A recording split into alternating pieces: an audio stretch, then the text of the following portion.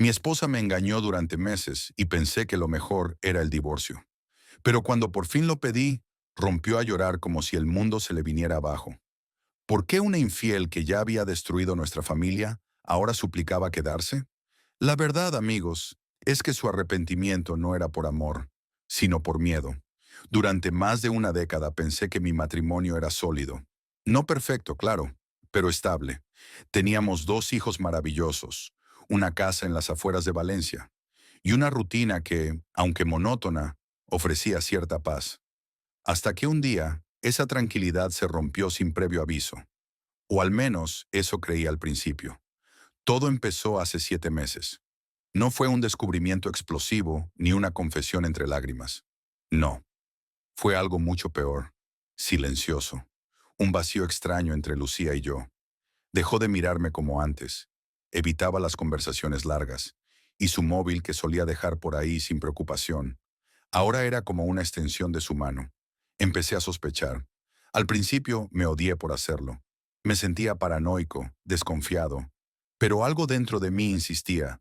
No es tu imaginación. No encontré pruebas directas. Nunca la enfrenté. No revisé su móvil ni contraté a nadie. Simplemente lo supe.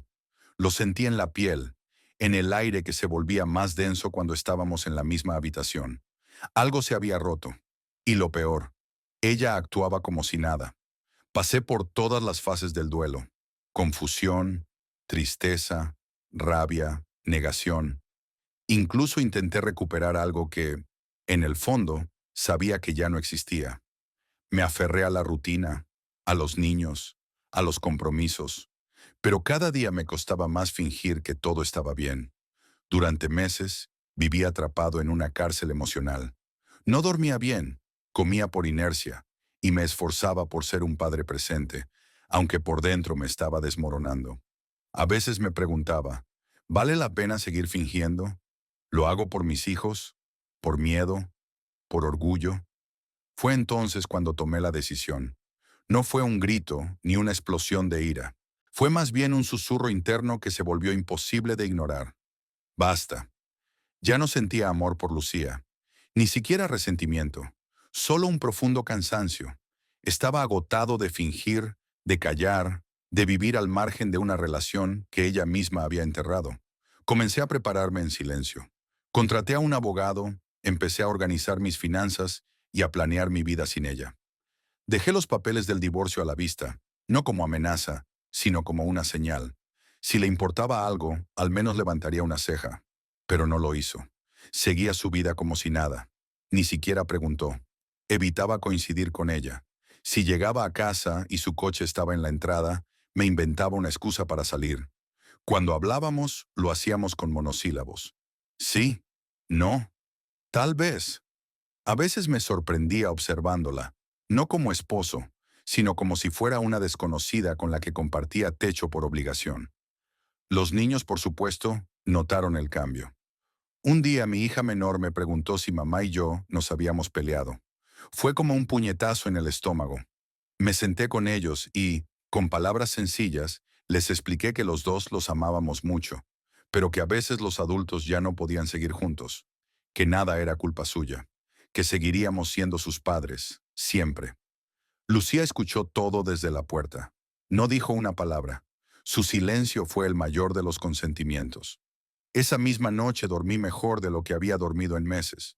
Me sentía triste, sí, pero también aliviado. Había dado un paso hacia la libertad, aunque todavía no lo sabía del todo. Todo dio un giro inesperado unas semanas después. Iba saliendo de una librería cuando la vi. Mónica, una antigua compañera del instituto. Siempre hubo química entre nosotros, pero en aquel entonces éramos dos adolescentes torpes, y la vida nos separó antes de que pasara algo. Verla fue como un relámpago, rápido, inesperado y potente. Charlamos un rato y fue como si el tiempo no hubiese pasado. Me sentí vivo por primera vez en mucho tiempo. Nos vimos un par de veces más. Nada serio.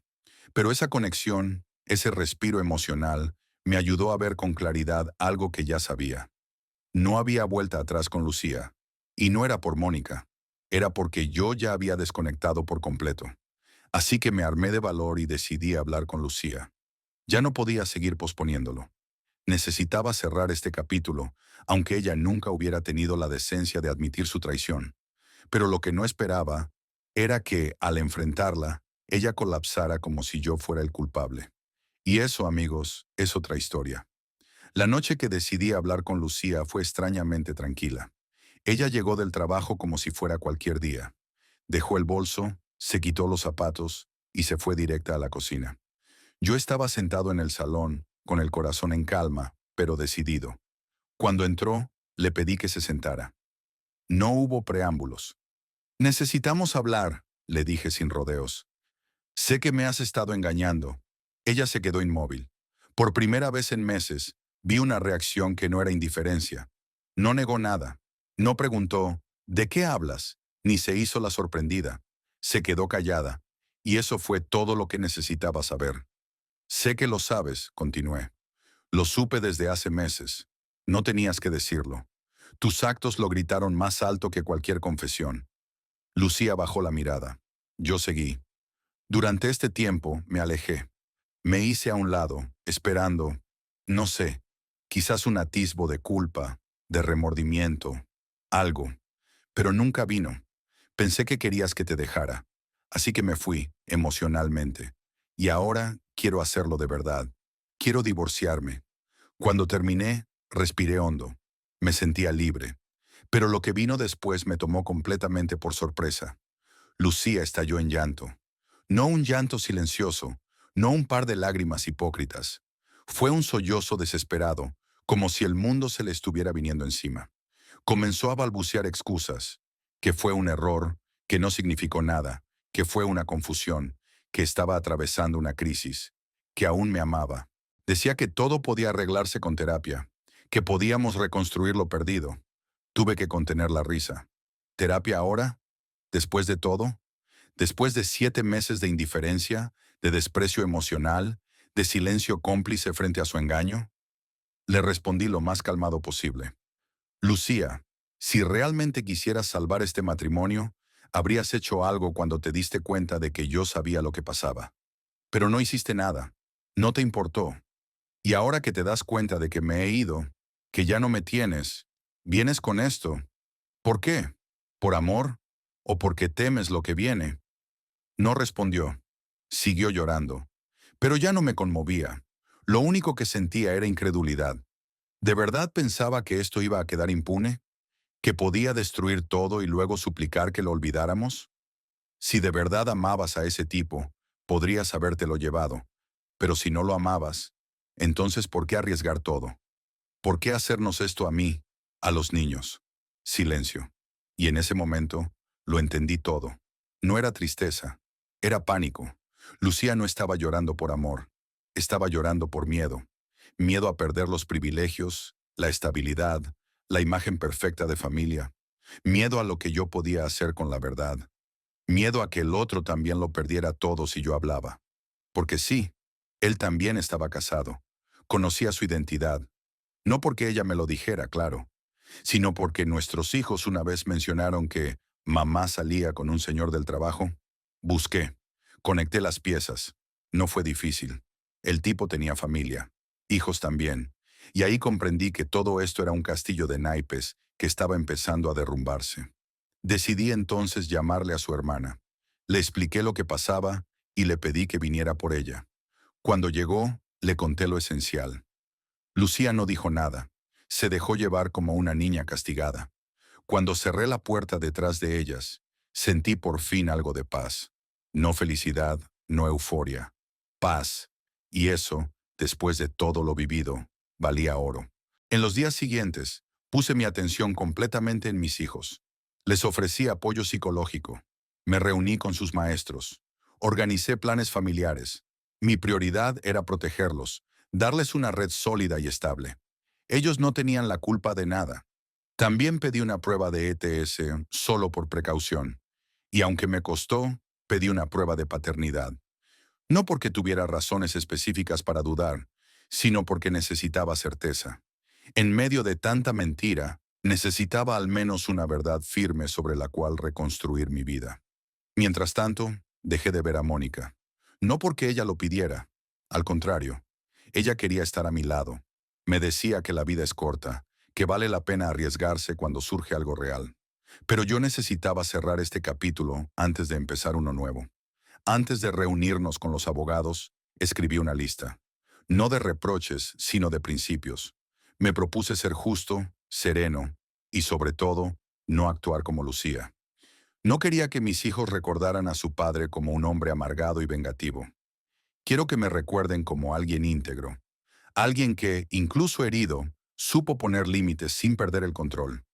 El día que me reuní con Lucía para hablar del divorcio, llegué con la cabeza fría y el corazón en calma. Ella, en cambio, temblaba. La vi débil, descompuesta, irreconocible. Y lo peor, aún creía que había esperanza. No la había. El daño estaba hecho. La confianza, destruida. El amor, extinguido. Y aunque me doliera decirlo, había una sola verdad que ya no podía ocultar. Ya no la amaba. La conversación con Lucía fue todo menos racional. Yo había ido preparado, con una lista clara de temas para tratar. Divorcio, custodia, bienes, nada emocional, solo hechos.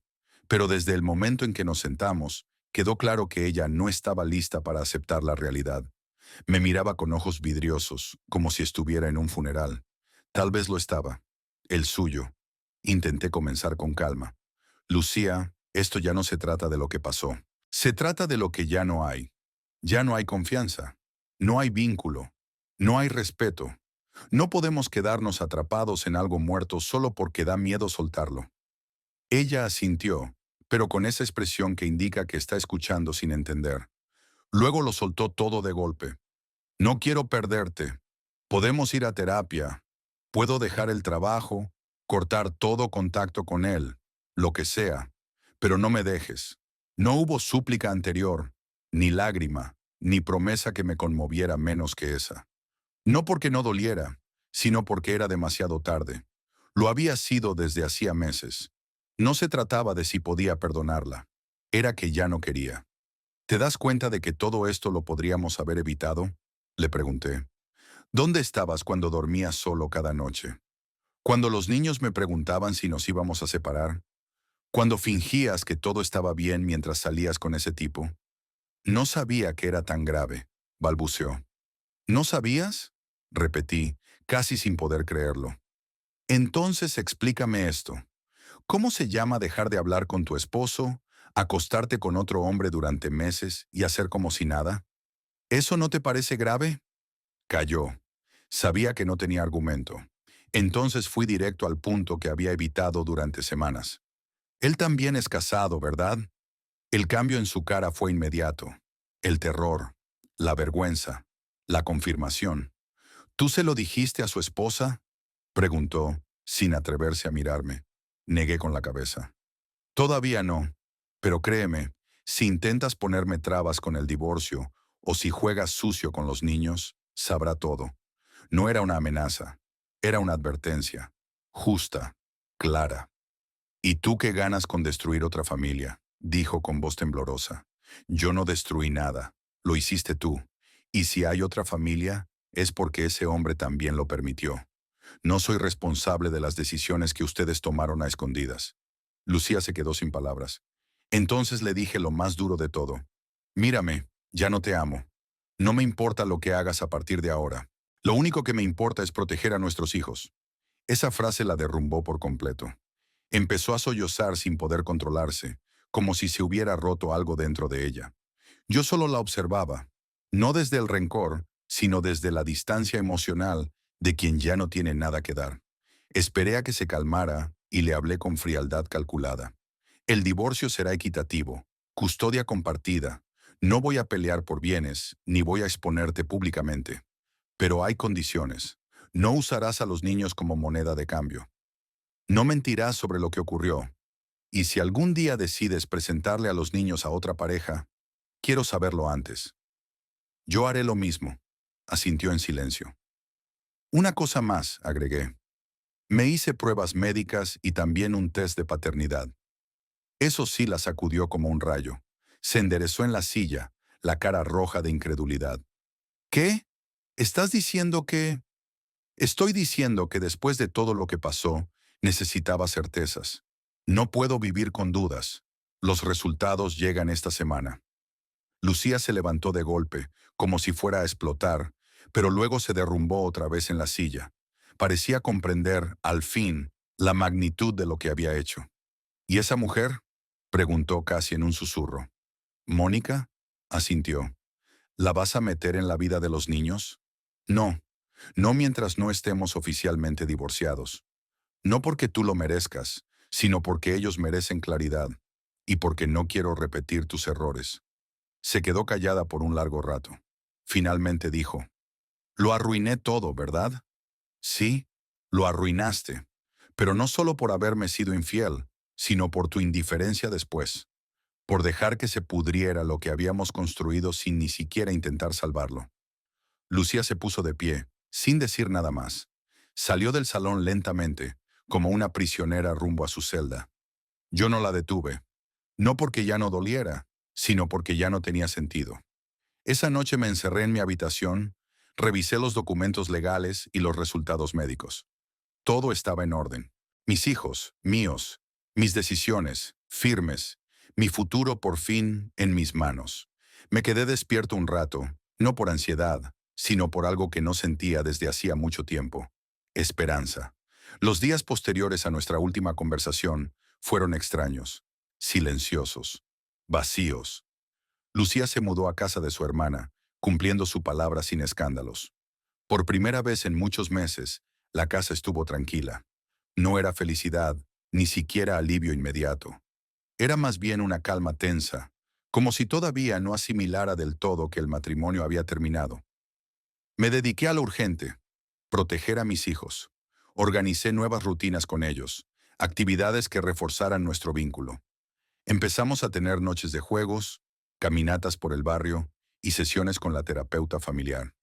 Ellos, aunque tristes, empezaban a adaptarse. Yo, en cambio, seguía procesando todo. El resultado de la prueba de paternidad llegó. Todo estaba bien, eran mis hijos. No pude evitar llorar cuando lo leí. Era una mezcla de dolor, culpa por haberlo dudado y, sobre todo, alivio. Necesitaba esa certeza para seguir adelante. Aún así, había una inquietud que no desaparecía.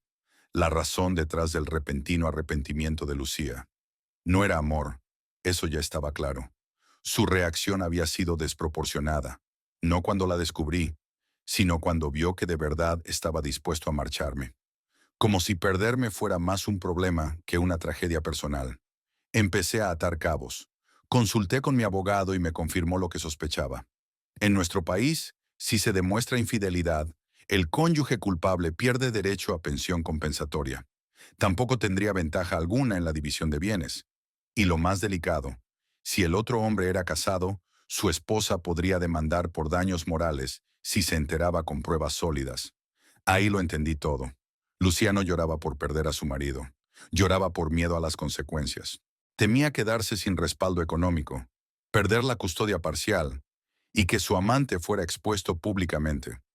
Era una reacción de supervivencia, no de remordimiento. Esa comprensión me quitó el último residuo de culpa. Durante semanas había dudado. ¿Fui demasiado duro? ¿Debería haber intentado salvar algo? ¿Fui precipitado? Pero ahora todo encajaba. Lo que había detrás de su súplica no era amor, era pánico. Mientras tanto, me mantuve alejado de Mónica. No porque desconfiara de ella, sino porque necesitaba cerrar este ciclo con claridad. Cuando le conté que el divorcio estaba en marcha y que había puesto las cosas en orden, su respuesta fue directa. Entonces, llámame cuando estés listo. Pero llámame tú. No quiero aparecer como la mujer que aprovechó el caos. Y tampoco quiero que nos lastimemos por apresurarnos. Ese gesto me confirmó que Mónica era diferente. Fuerte, sí, pero también paciente. No tenía prisa. Y eso me dio paz. Pasadas unas semanas, recibí una llamada inesperada. Era la esposa del amante de Lucía. No preguntes cómo lo supo. Ya lo sabía todo. Yo no fui quien lo filtró, pero de alguna manera, la verdad había salido a la luz. Su tono no era agresivo. Era frío, preciso. Solo quiero saber si tienes pruebas, me dijo. Tengo mensajes, fechas, detalles, pero no los usaré si no es necesario. Yo sí lo haré, respondió. Gracias por tu tiempo. Colgó sin más. No volví a saber de ella, pero días después supe que el hombre había sido despedido. Una sanción interna por comportamiento inapropiado en el entorno laboral. Supongo que el escándalo fue inevitable. Lucía, por su parte, intentó acercarse de nuevo. Me llamó una noche, no para pedirme que volviéramos, sino para hablar. Sigo sin entender cómo llegamos a esto, me dijo. ¿De verdad? Le respondí. Porque yo lo entendí todo el día que entraste en casa después de estar con él y no mostraste ni un mínimo de culpa. Estaba confundida. ¿Confundida durante 7 meses? Lucía, tú tomaste decisiones. No una vez, varias veces. Cada mensaje, cada cita, cada mentira. Y lo hiciste sin pensar en nadie más que en ti. No me digas que fue un accidente. Silencio. ¿Qué vas a hacer ahora? Preguntó finalmente. Criar a mis hijos, recuperar mi vida, cuidar mi salud mental. Y cuando esté listo, quizás volver a amar. ¿Con ella? Quizás. No lo sé. Pero si es con alguien, será con una persona que no me destruya para darse cuenta de lo que perdió. Esa fue nuestra última conversación. Desde entonces, nuestras interacciones se reducen a asuntos de los niños. Cordiales, breves, nada más. Y así, sin grandes explosiones, mi vida volvió a empezar. El divorcio se finalizó sin complicaciones. Lucía aceptó los términos, tal vez porque entendió que no tenía margen para negociar. Custodia compartida, división equitativa de bienes, sin pensión compensatoria. Todo limpio, legal, justo. Los primeros días después de firmar los papeles fueron silenciosos. No por tristeza, sino por la magnitud del cambio. Me sentía como si hubiera salido de una casa en ruinas y de pronto estuviera al aire libre, respirando sin escombros alrededor. Me mudé a un piso más pequeño, pero acogedor. Quería comenzar de nuevo, sin recuerdos innecesarios. Decoré con lo justo, dejando espacio para lo que realmente importaba. Mis hijos, mis valores y eventualmente una nueva vida. Con ellos todo fue más fácil de lo que temía. No hubo resentimiento, solo curiosidad, ternura y muchas preguntas. Respondí con honestidad adaptada a su edad. Papá y mamá ya no se hacen bien, pero eso no cambia cuánto los amamos. Les repetí esa frase tantas veces como fue necesario.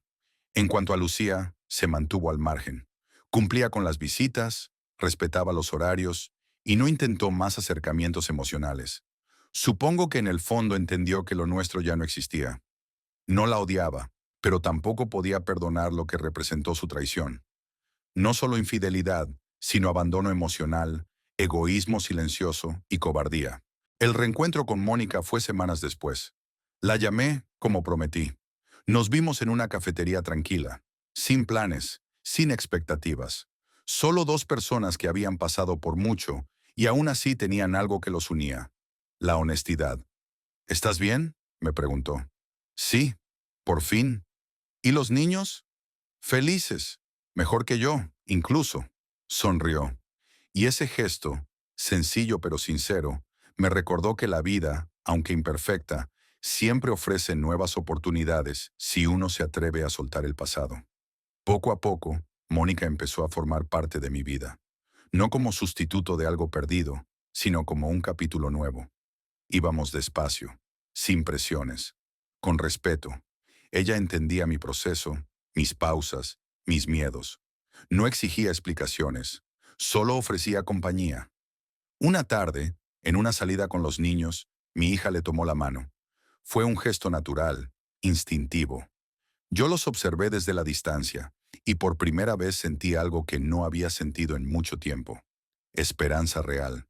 No solo por mí, sino por lo que estábamos construyendo. Poco a poco, con verdad.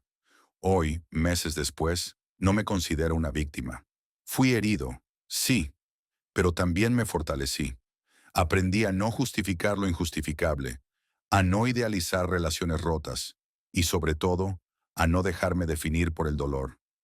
Muchos amigos me han preguntado si alguna vez perdoné a Lucía.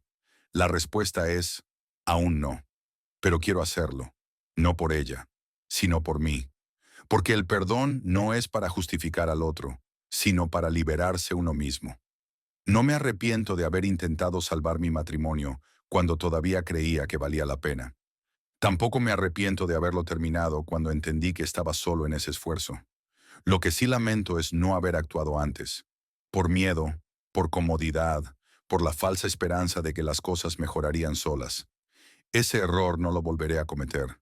A quienes estén pasando por algo similar, solo puedo decirles esto. La verdad, aunque duela, siempre será mejor que la mentira que nos impide avanzar. No te quedes donde no te valoran. No luches solo por algo que requiere de dos. Y sobre todo, no permitas que el miedo decida tu vida. El amor real no duele, no traiciona, no se esconde. El amor verdadero se construye con actos, no con excusas. Hoy miro hacia atrás y veo a un hombre distinto, más firme, más claro, más libre. Y aunque el camino fue duro, sé que valió la pena recorrerlo, porque ahora por fin sé quién soy. Y lo más importante, sé lo que no volveré a permitir nunca más.